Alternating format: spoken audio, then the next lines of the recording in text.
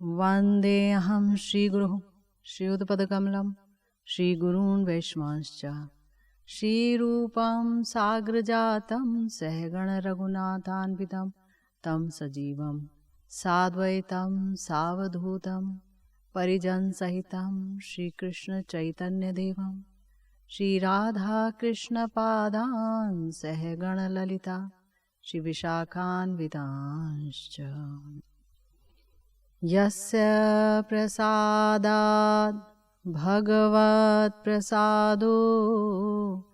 यस्य प्रसादान्न गतिः कुतोऽपि ध्यायं स्तुमंस्तस्य यशस्त्रिसन्ध्यं वन्दे गुरुः श्रीचरणारविन्दम्।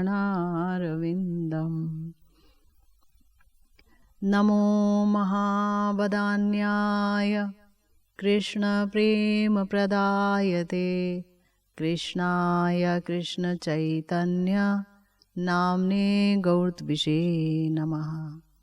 हे कृष्ण करुणा सिन्धो दीनबन्धो जगत्पते गोपेश गोपिकान्त राधाकान्त नमोऽस्तुते। तप्त काञ्चन गौरांगी राधे वृन्दावनेश्वरी वृषभानुसुते देवी त्वं नमामि हरिप्रिये। जय रूप सनातन भट्ट रघुनाथ श्रीजीव गोपाल भट्ट दास रघुनाथ।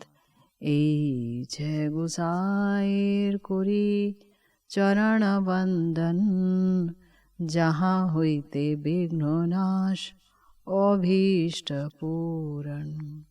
বাঞ্ছাকল্পতরুভ্যশ্চ কৃপা সিন্ধুভ্যেব চ पतितानां पावनेभ्यो वैष्णवेभ्यो नमो नमः।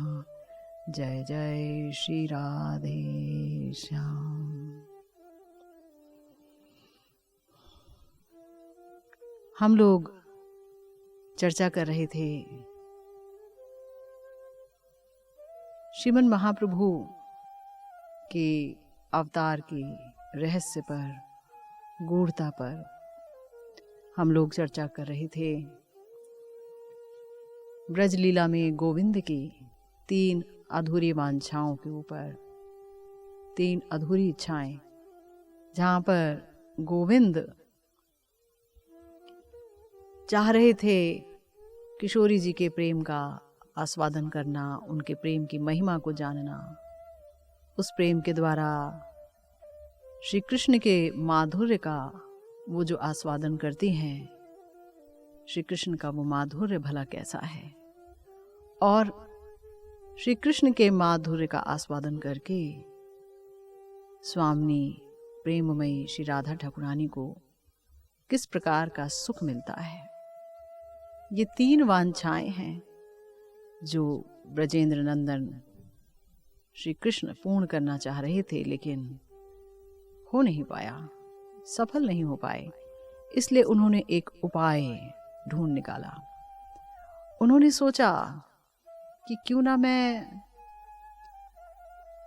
किशोरी जी का महाभाव और उनकी अंग कांति धारण कर लूं, क्यों ना मैं राधा हो जाऊं। श्याम सुंदर राधा हो गए और गौरांग महाप्रभु के नाम से विख्यात हुए। श्याम सुंदर गौरांग महाप्रभु होकर नवद्वीप में अवतरित हुए अपने इन 3 वांछाओं की पूर्ति के लिए मेरे प्यारे गुरुदेव ने बहुत ही करुणा करके, बहुत ही दया करके श्रीमन महाप्रभु ने जिस प्रकार से इन 3 वांछाओं का आस्वादन किया, गोविंद की वो 3 वांछाएं, 3 इच्छाएं, जिसे गौर होकर के उन्होंने पूर्ण रूप से आस्वादन किया, उन 3 वांछाओं पर ग्रंथ लिखा 3 वांछा, और गुरुदेव के उसी ग्रंथ का आश्रय लेकर के हम लोग चर्चा करते चले आ रहे हैं। आपने सुना पिछली दफा कि अद्वैताचार्य जी ने एक तर्जा, एक पहेली भेजी जगदानंद पंडित जी के हाथों श्रीमन महाप्रभु के पास नीलाचल में।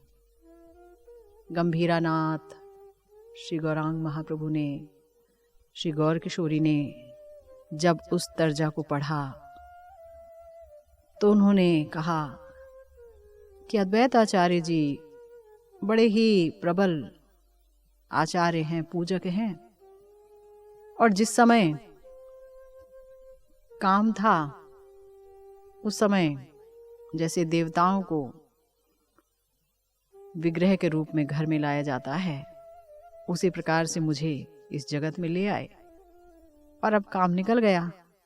समस्त विश्व में प्रेम ही प्रेम, कृष्ण प्रेम भर गया है, तो अब विसर्जन देना चाहते हैं। जाने की आज्ञा हुई है कि अब तुम जाओ। तर्जा का अर्थ स्वरूप दामोदर जी ने भी समझा, बड़े दुखी हो गए, और श्रीमन महाप्रभु की दशा और भी विचित्र हो गई। कृष्ण विच्छेद दशा दुगनी बढ़ गई। उन्माद, प्रलाप जैसी चेष्टाएं अब रात दिन होने लगी। अब राधा भाव आवेश में कृष्ण विरह उनका अनुक्षण बढ़ने लगा। उद्घूर्णा दशा होने लगी। प्रलाप वचन प्रत्येक क्षण बोलने लगे। बार बार रामानंद जी का गला पकड़कर प्रलाप बोलते रहे। आपने सुना जहां पर आस्वादन किया श्री गौर सुंदर ने कि श्याम सुंदर ब्रज जन के नयन चकोर थे, और वो मेरे श्याम सुंदर, हे सखी कहाँ है, कहाँ चले गए मेरे कृष्ण, मुझे मेरे कृष्ण के दर्शन करा दो। खणेक जहार मुख ना देख ले फाटे बूक, शीघ्र दिखाओ ना रहे जीवन। जिनका मुख क्षण भर के लिए भी मैं देख नहीं पाती तो मेरा हृदय फटने लगता है, और अब तो जीवन भी जैसे उनके विरह में चला ही जाएगा। तो हे सखी, श्री कृष्ण कहाँ हैं? तुम मुझे दिखा सकती हो। कहाँ है मेरे कृष्ण चंद्र? दिखाओ सखी, राखो मोर प्राण। तो मेरी कला निधि, प्राण रक्षा की महाऔषधि मेरे श्याम नागर, मेरे सुहृतम कहाँ है? देह जिए तहाँ बिने दिक ए जीवने, विधि करे ऐतो विडंबन। आह, मेरी देह मेरे प्राणनाथ के बिना अभी भी जीवित है। हाय विधाता, तुमने ये क्या विडंबना की है मेरे साथ। अब तो जीने का कोई लाभ नहीं है। जे जन जीते नहीं चाहे, तारे कहने जियाए, विधि प्रति उठे क्रोध शोक। जो जीना नहीं चाहता, हे विधि, हे विधाता, तुम उसे क्यों जिलाते हो? विधाता के प्रति गौर सुंदर के हृदय में विरहिणी राधा के भाव में क्रोध उठने लगा, दुख उठने लगा, शोकाकुल हो गए, और श्रीमद् भागवतम के एक श्लोक का पाठ करके अपने शोक का प्रकाश करने लगे, विधाता की भर्त्सना करने लगे, श्री कृष्ण को उल्हाना देने लगे। श्रीमद् भागवतम के दशम स्कंध के 39वें अध्याय के 19वें श्लोक में गोपियां जिस समय श्री कृष्ण अक्रूर जी के रथ पर बैठकर मथुरा जा रहे थे, उस दृश्य को देखकर गोपियां मर्माहत हो गईं। उनका हृदय फटने लगा। और वो कहने लगी, हाय रे हाय विधाते, तुम में लेश मात्र भी दया नहीं है। तुम जीव को मैत्री और प्रणय के पाश में आबद्ध करते हो। वो जीव जो एक दूसरे को जानते ही नहीं थे, जिनका कभी मिलन ही नहीं हुआ था, तुमने उन्हें मिलाया, उनके बीच में प्रेम का संबंध स्थापित हुआ। लेकिन उनका मनोरथ पूर्ण हो इससे पहले ही तुम उन्हें अलग कर देते हो। हमारे गोविंद को तुम हमसे अलग कर रहे हो। हाय हाय, तुम्हारी ये चेष्टा बालक की चेष्टा के समान निरर्थक है, बेकार है। श्री चैतन्य महाप्रभु अपने प्रलाप के द्वारा इस श्लोक का अर्थ प्रकाशित करने लगे। कहने लगे, हाय विधाता, ना जानिस प्रेम धर्म, व्यर्थ करिस परिश्रम, तोर चेष्टा बालक समान, तोर यदि लाग पाइए, तबे तोरे शिक्षा दिए, एमन जैनो ना कोरिस विधान। अरे विधि, तू बड़ो निठुर, अन्योन्य दुर्लभ जन, प्रेमे कराइया सम्मिलन, अकृतार्थान कहने कोरिस दूर। अरे विधि अकरुण, देखाइया कृष्ण आनंद, नेत्र मन लोभाइली अमार, खणेक करिते पान, काढ़ी नीली अन्य स्थान, पाप कोइले दत्त अपहार। श्रीमन महाप्रभु गोपी भाव में विधाता के प्रति कोप कर रहे हैं। दिन रात माथुर विरह ही श्रीमन महाप्रभु के हृदय में स्फुरित हो रहा है। श्री कृष्ण जा रहे हैं और विधाता के प्रति क्रोध में भरकर महाप्रभु कह रहे हैं, अरे विधाते, प्रेम क्या वस्तु है तू नहीं जानता।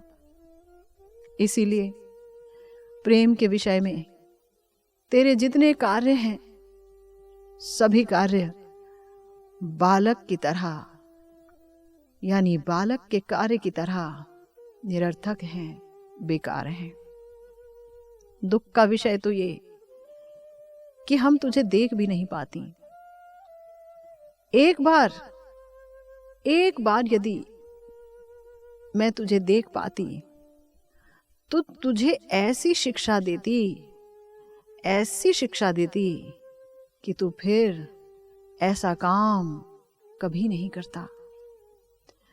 अरे विधि, तेरे जैसा इतना निष्ठुर हृदय भला किसी का है? तेरे जैसा निष्ठुर हृदय कभी भी किसी का नहीं हो सकता। परस्पर दुर्लभ लोगों के बीच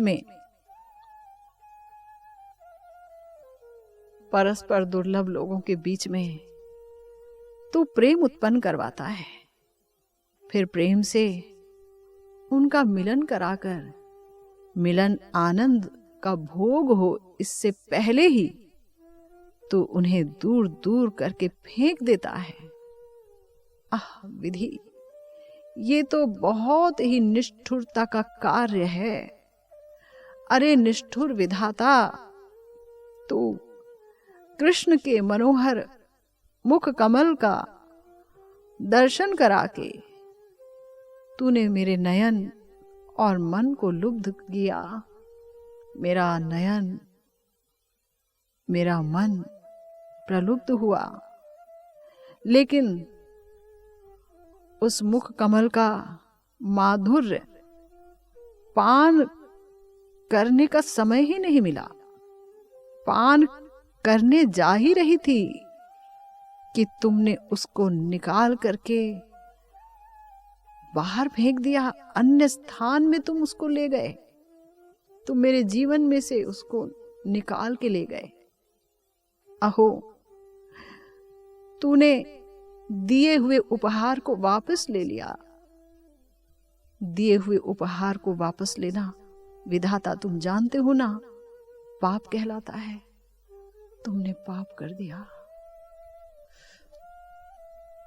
अक्रूर करे तुम्हार दोष, अमाय कहने करो रोष। इहा यदि कहो दुराचार, तुई अक्रूर मूर्ति धरी। कृष्णे नीली चूरी करी, अन्नेर ऐसे नहीं व्यवहार।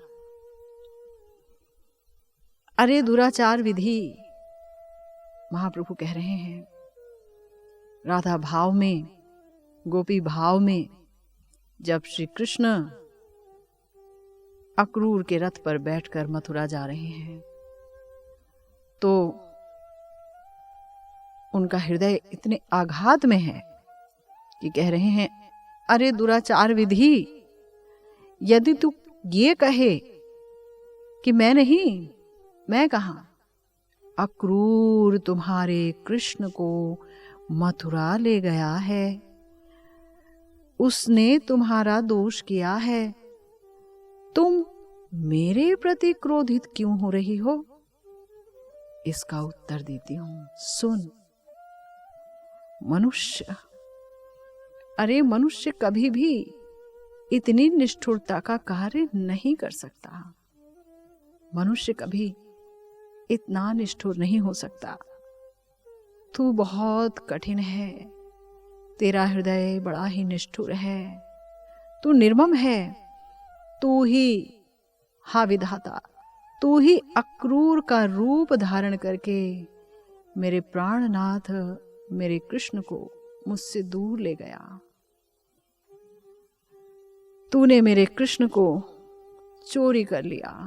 तू चोरी करके उनको मुझसे बहुत दूर ले गया। आपनार करम दोष, तोरे की बा कोरी रोष। तोए मोए संबंध विदूर, जे अमार प्राणनाथ एकत्र रही जार साथ। से ही कृष्ण होइलो निठूर, सब तेजी भजी जारे। से ही आपन हाथे मारे, नारी वधे कृष्णेर नाही भय। तार लागी आमी मरी, उलटी ना चाहे हरी। क्षण मात्रे भांगिलो प्रणय।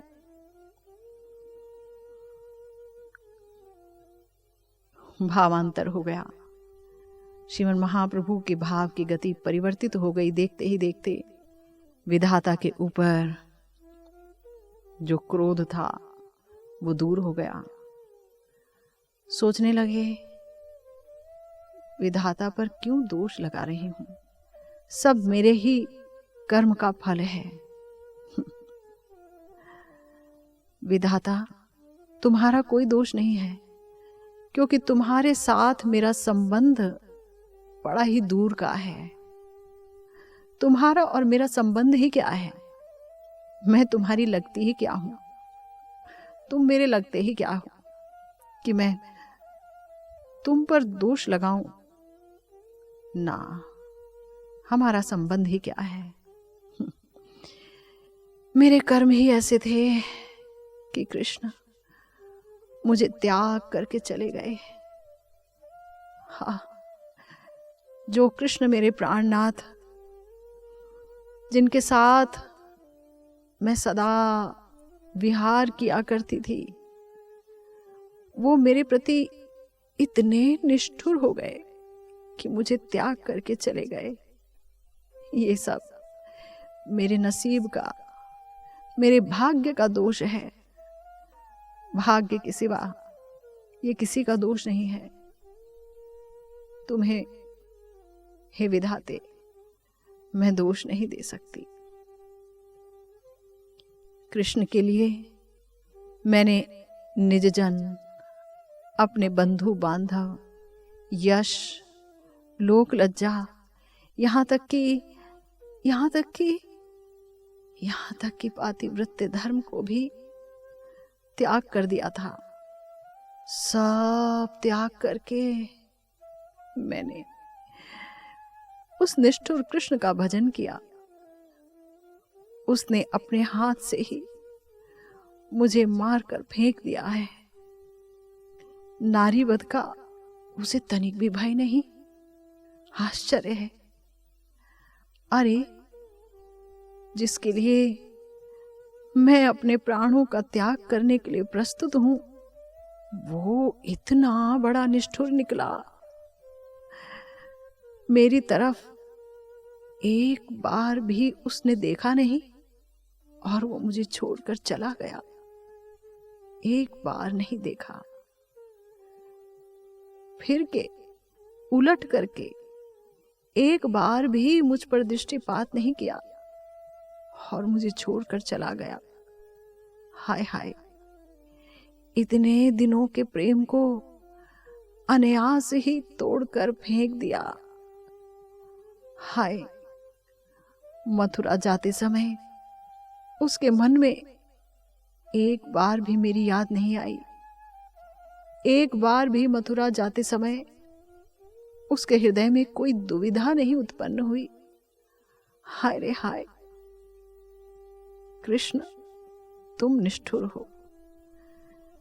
ये बात कहते कहते ही श्रीमन महाप्रभु की दशा फिर परिवर्तित हुई, भावों का परिवर्तन हुआ। कहने लगे, कृष्णे कहने कोरी रोष, आपन दुर्दैव दोष, पाकिलो मोर एई पाप फल, जे कृष्ण मोर प्रेमाधीन, तारे कहिलो उदासीन, एई मोर अभाग्य प्रबल, एई मतो गौर राय, विषादे करे हाय हाय, हा हा कृष्ण तुम्ही गेला कोती, हा हा कृष्ण तुम्ही गेला कोती, गोपी भाव हृदय तार वाक्य विलपये, गोविंद दामोदर माधवेति, गोविंद दामोदर माधवेति।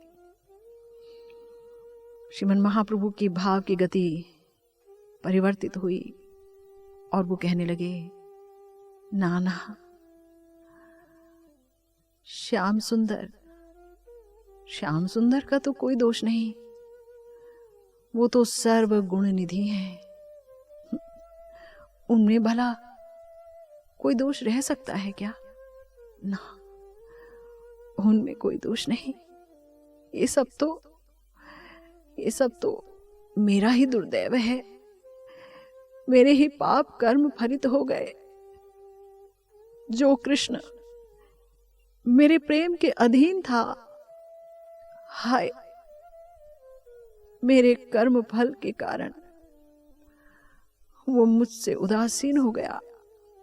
मेरे दुर्भाग्य ने ही उसे मुझसे दूर किया, उदासीन कर दिया।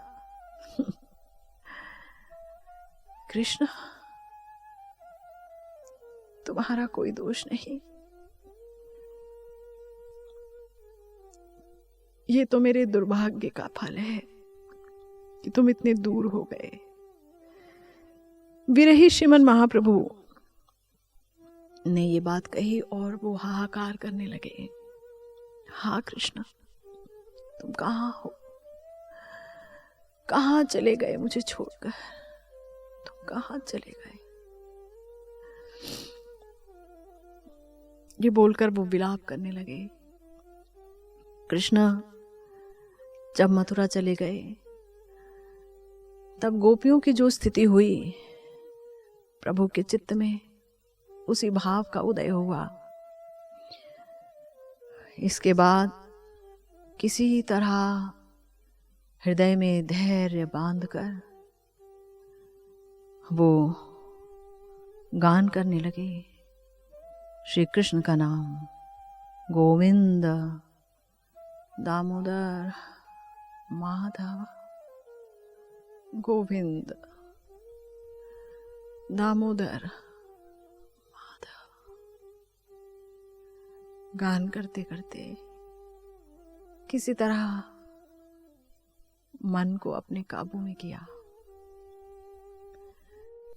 महाप्रभु के इस प्रकार विशाल विपुल व्याकुलता में जो वो अलौकिक विरह रस का आस्वादन करते थे, उन्मादित हो जाते थे उस विरह रस का आस्वादन करते करते, तब ऐसे समय में श्रीपाद स्वरूप दामोदर जी और श्री रामानंद राय श्रीमन महाप्रभु के चरण प्रांत में बैठकर उन्हें सांत्वना देते और परिचर्या करते, और ऐसा ही इस समय भी कर रहे थे। श्रीपाद स्वरूप मिलन का संगीत गाने लगते। आहा हा हा, देखो देखो राधे वो आए कृष्ण, तुम्हारे कृष्ण आ गए हैं।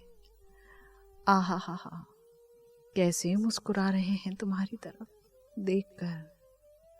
जाओ जाओ, अभिसार के लिए तैयार हो जाओ। आओ चलूं लेकर तुम्हें सजाकर तुम्हारे श्याम नागर के पास। मिलन का संगीत और रामानंद राय का विविध आश्वास वाक्य श्रीमन महाप्रभु के विरह व्याकुल भरे चित्त को कुछ शांत बना देता। श्री कविराज गोस्वामी पाद ने कहा है, तबे स्वरूप राम राय करी नाना उपाय, महाप्रभु करे आस्वादन, गायन संगम गीत।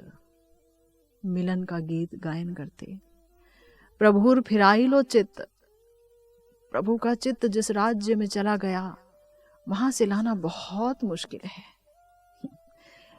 लेकिन विरह को लेकर ही तो इतनी वेदना है, परंतु श्री कृष्ण के वापस आने का समाचार उस वेदना को बहुत कम कर देता है।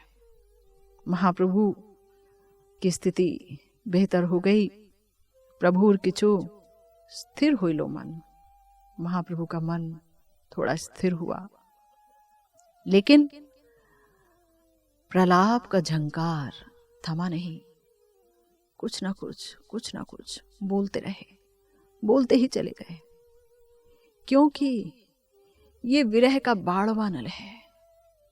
समुद्र में जब आग लग जाती है तो वो आग समुद्र का पानी भी नहीं बुझा सकता, तब भला कोई और पानी उसे क्या बुझाएगा। इसलिए मिलन के संगीत से विरह की अग्नि बुझी नहीं, थोड़ा सा थमी जरूर, लेकिन तो भी विरह की अग्नि ज्वालामुखी की लपटों की तरह प्रलाप की भाषा में व्यक्त होने लगी। इस तरह से धीरे धीरे आधी रात बीत गई। स्वरूप और रामानंद ने देखा कि श्रीमन महाप्रभु इस समय कुछ अधिक प्रलाप नहीं कर रहे हैं, बाह्य दशा प्रबल नहीं है, अर्थात लगता है श्रीमन महाप्रभु के हृदय का विरह सिंधु कुछ शांत हुआ है। हाँ, अब किसी आशंका का कोई कारण नहीं, भय का कारण नहीं। ये सोचकर उन्होंने श्रीमन महाप्रभु को गंभीरा में शयन करा दिया, सुला दिया। थोड़ा इंतजार किया, प्रतीक्षा की, और देखा हाँ अब ठीक है। महाप्रभु चुप हैं, शांत हैं, नीरव हैं। तब वे लोग भी निश्चिंत हो गए और विश्राम करने लगे। रामानंद जी अपने घर चले गए। स्वरूप और गोविंद जी गंभीरा के द्वार पर शयन करने लगे। धीरे धीरे उनको थोड़ी नींद आ गई। और इस तरफ गंभीरा में एक हृदय विदारक घटना घट गई। महाप्रभु शयन कर रहे थे, सत्य है, किंतु दिख रहा था कि वो शयन है। वो तो विरह के अतिशय में मूर्छित हो गए थे। देखने वालों ने समझा कि वो शयन कर गए हैं। श्रीमन महाप्रभु मूर्छित थे, और जैसे ही मूर्छा समाप्त हुई, महाप्रभु उठ बैठे और विपुल प्रेमावेश में नाम संकीर्तन करने लगे। हरे कृष्णा कृष्णा कृष्णा हरे हरे, हरे राम राम राम हरे हरे। गोविंद दामोदर माधवेति गायन करने लगे। और फिर नाम लेते लेते श्रीमन महाप्रभु की विरह व्याकुलता इतनी तीव्र हो गई कि वो विशाल उत्कंठा में घर में रुक नहीं पा रहे थे। बाहर जाने के लिए अंधेरे में ही द्वार खोजने लगे। द्वार खोज रहे हैं अंधेरे में, द्वार मिल नहीं रहा। विरह व्याकुल होकर गंभीरा के द्वार को खोजते खोजते दीवारों से उनका मुख टकराने लगा, मुख घर्षण करने लगे, मुख घिसने लगे। भीषण संघर्षण से उनके नाक, मुख और उनके गालों से रक्तपात होने लगा। क्षत हो गया, घायल हो गए गौरहरि। भावावेश में विह्वल होकर पड़ गए और गौ गौ शब्द करने लगे। गौ गौ, कुछ नहीं बोल पा रहे थे। पता भी नहीं कि शरीर की कैसी अवस्था हो गई।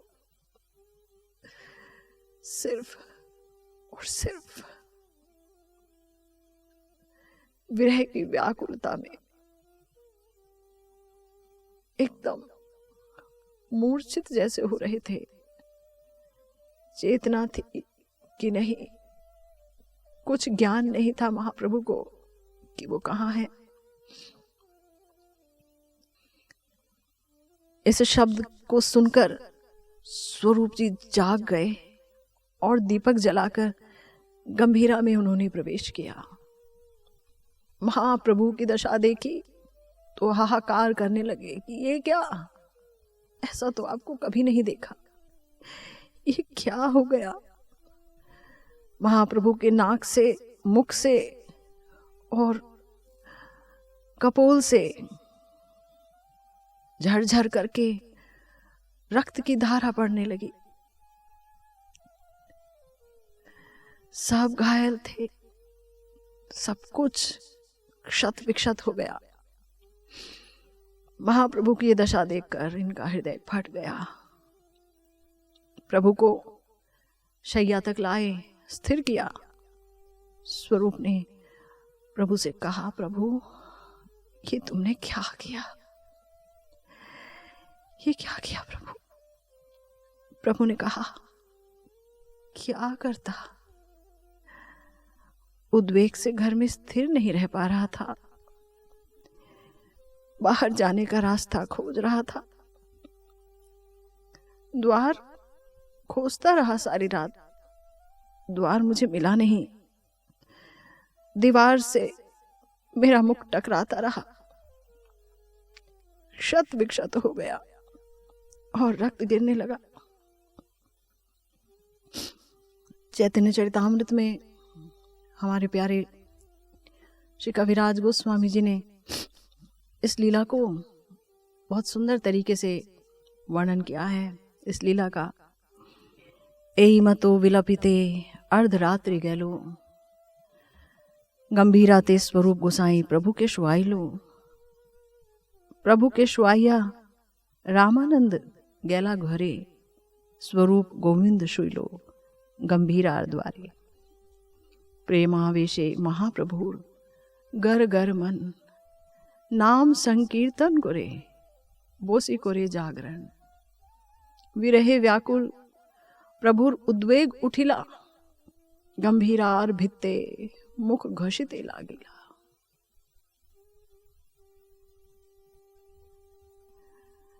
रसराज महाभाव,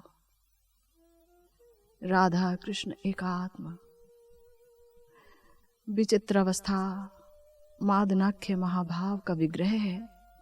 प्रिया प्रियतम निबिड़ मिलन में है महाप्रभु के रूप में, और इतना विरह, इतना विरह, कल्पना से बाहर का विरह है मेरे प्यारे गौर सुंदर का। गंभीरार भित्ते मुख घोषिते लागिला, मुखे गंडे नाके खत होइलो अपार, भावावेशे ना जाने प्रभु पड़े रक्तधार।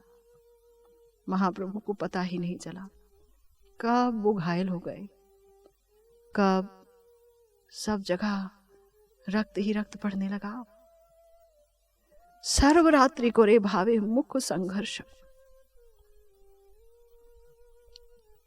एक पल के लिए, दो पल के लिए, एक घंटे के लिए, 2 घंटे के लिए नहीं, सारी रात, सारी रात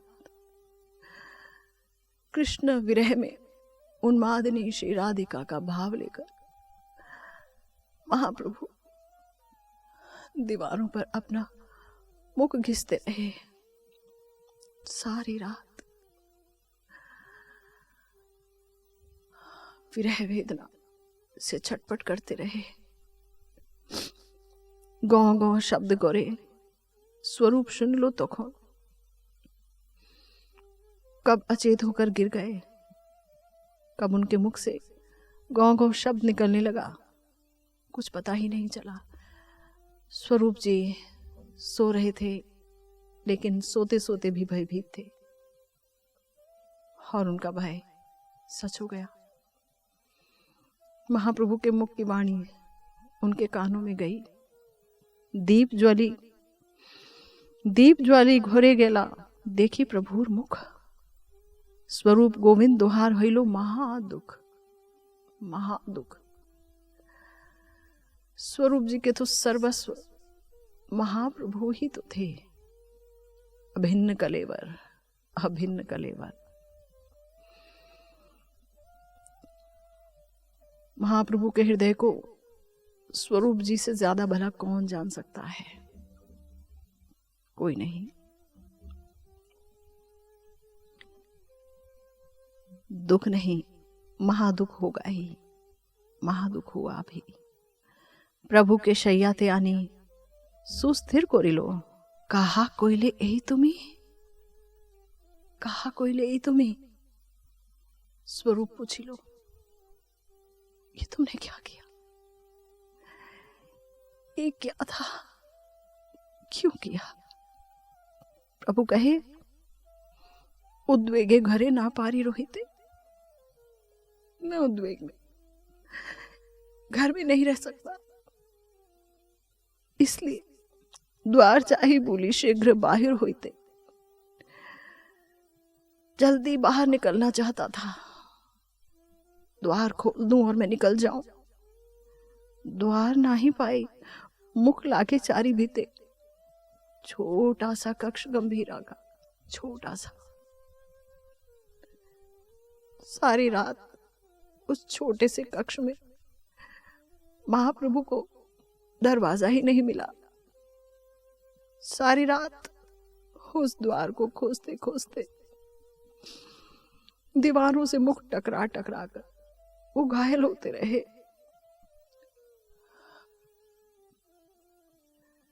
कौन समझेगा विरहिणी राधा का दुख, विरहिणी राधा का प्रेम? महाप्रभु अपने दृष्टांत से जगत को दिखा रहे हैं। देखो, परकिया भाववती, महाभावमयी, महाभाव स्वरूपिणी किशोरी जी का प्रेम श्री कृष्ण के प्रति अनुभव दे रहे हैं। द्वार नहीं पाई, मुख लागे चारी भीते, खत होए रक्त पड़े ना पारी जाइते, खत होए रक्त पड़े ना पारी जाइते। क्षत विक्षत हो गया मैं, मगर बाहर नहीं जा पाया, मुझे द्वार ही नहीं मिला। रात बीत गई, उद्वेग से मन अस्थिर रहा। मैं निकल नहीं पाया। उन्माद दशाए प्रभुर स्थिर रहे मन, जे करे जे बोले सब उन्माद लक्षण। महाप्रभु का मन अस्थिर रहता है। अब अद्वैताचार्य जी ने जाने के लिए जो कह दिया, तो अब बाहर की दुनिया से मानो सारा संबंध काट लिया है गौर हरि ने।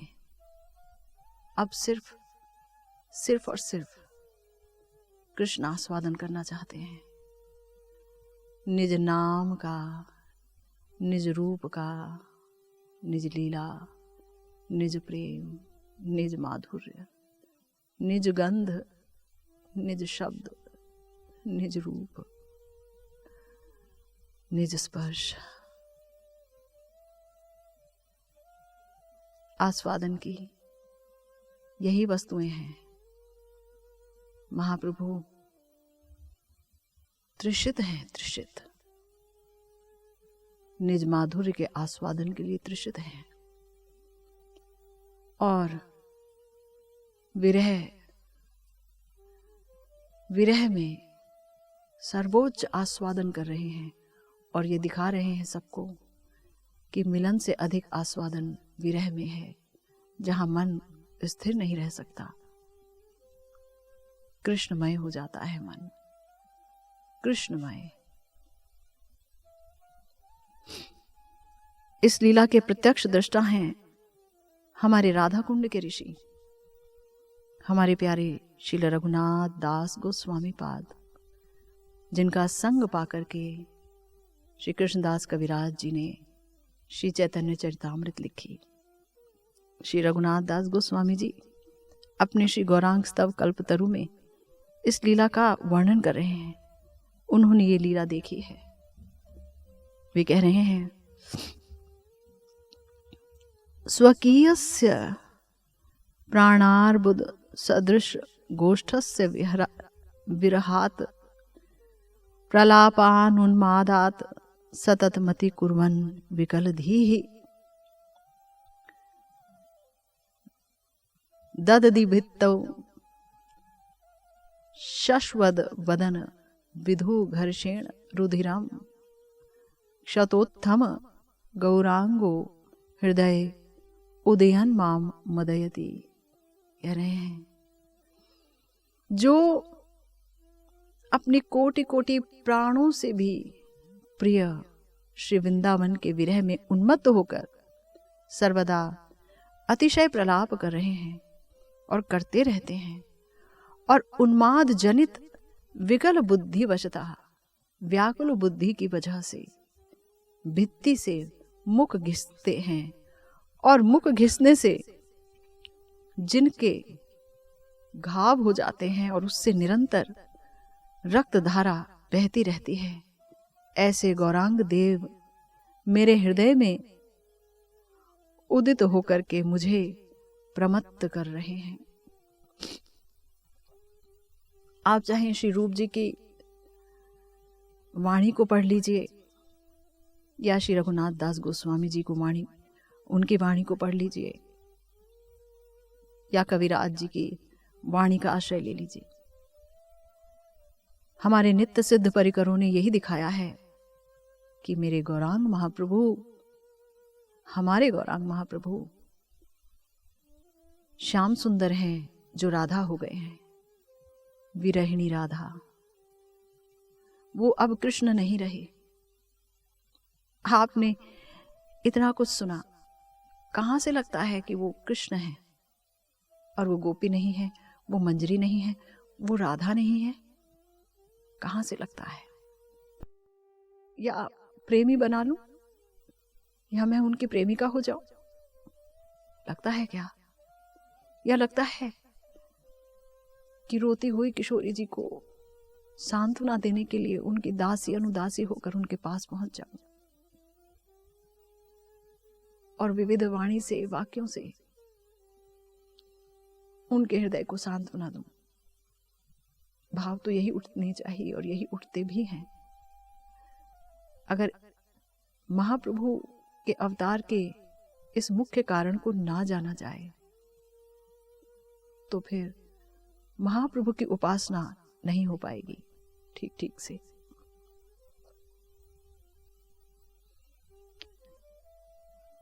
तो उस दिन से श्री स्वरूप दामोदर जी के हृदय में बहुत ही अधिक भय का संचार हो गया। उन्होंने एक फैसला किया कि अब गौरांग महाप्रभु को गंभीरा में अकेला नहीं छोड़ना है। क्या फैसला किया, क्या इंतजाम किया, क्या प्रबंध हुए, आगे क्या हुआ जानेंगे हम, श्रीमन महाप्रभु ने चाहा तो। इसी के साथ आज की भागवती कथा यहीं विश्राम लेती है। जय जय श्री राधे श्याम, श्री गुरु निताय गौर सीतानाथ प्रेमानंदे, हरे हरि बोल।